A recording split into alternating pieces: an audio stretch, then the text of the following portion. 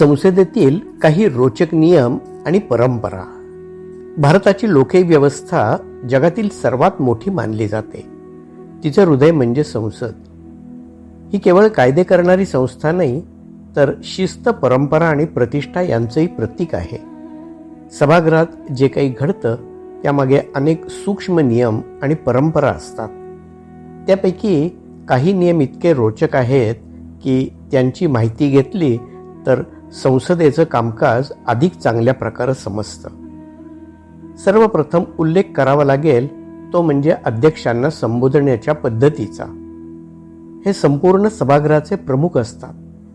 त्यामुळे कोणताही खासदार त्यांना थेट नावानं संबोधू शकत नाही. त्यांना नेहमी माननीय अध्यक्ष महोदय किंवा ऑनरेबल स्पीकर असंच म्हणावं लागतं. त्यामागील हेतू स्पष्ट आहे. व्यक्तीपेक्षा पदाचा सन्मान अधिक महत्त्वाचा असतो. अध्यक्ष हे सर्व पक्षांपेक्षा वरचे आणि निष्पक्ष असतात. म्हणून सभागृहात त्यांचा सन्मान राखणं ही संसदीय शिस्तच मानली जाते.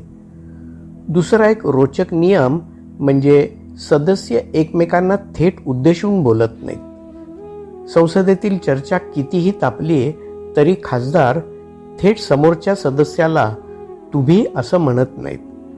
ते नेहमी अध्यक्षांमार्फतच बोलतात. उदाहरणार्थ, एखादा सदस्य असं म्हणतो, माननीय अध्यक्ष महोदय. त्या माननीय सदस्यांनी चुकीची माहिती दिलेली आहे. या पद्धतीमुळे चर्चा वैयक्तिक न राहता मुद्द्यावर केंद्रित राहते आणि अनावश्यक वाद टाळले जातात. संसदेतील आणखीन एक विशेष परंपरा म्हणजे मेस किंवा राजदंड. सभागृहात अध्यक्षांच्या समोर एक सोन्यासारखी दिसणारी मोठी काठी ठेवलेली असते. तिला मेस किंवा राजदंड म्हणतात.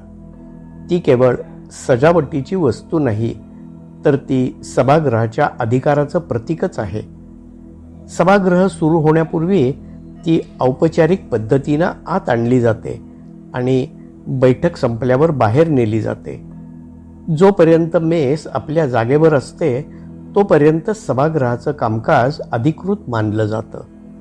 ही परंपरा ब्रिटिश संसदीय व्यवस्थेतून आलेली आहे. संसदेतील आणखीन एक वैशिष्ट्य म्हणजे औपचारिक पोशाखाची परंपरा.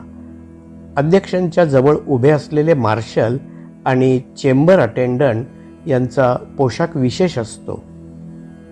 आपण टीव्हीवर अनेकदा पगडी घातलेले सेवक पाहतो.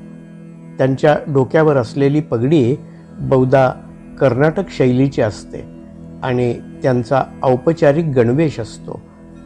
हा पोशाख केवळ शोभेसाठी नाही, तो संसदीय परंपरेचा भागच आहे. ब्रिटिश काळात जेव्हा भारतात विधिमंडळाची स्थापना झाली तेव्हा दरबारी आणि राजकीय औपचारिकतेची परंपरा ठेवण्यासाठी असा गणवेश स्वीकारण्यात आला. भारत स्वतंत्र झाल्यानंतरही ही परंपरा कायम ठेवण्यात आली, कारण ती सभागृहाच्या गौरवाचं प्रतीक मानली जाते. या पोशाखामुळे सभागृहात एक प्रकारची औपचारिकता आणि प्रतिष्ठेची भावना निर्माण होते. जसं न्यायालयात न्यायाधीशांचा विशेष पोशाख असतो, तसंच संसदेतील या अधिकाऱ्यांचा पोशाखही संस्थेच्या गंभीरतेची जाणीव करून देतो. संसदेतील भाषेच्या वापराबाबतही काही कठोर नियम आहेत. काही शब्द असभ्य किंवा अयोग्य मानले जातात. जर एखाद्या सदस्याने असे शब्द वापरले तर अध्यक्ष ते शब्द अधिकृत नोंदीतून काढून टाकू शकतात. याला एक्सपंज करणं असं म्हणतात. त्यामुळे सभागृहातील चर्चेची पातळी सभ्य आणि सुसंस्कृतच राहते.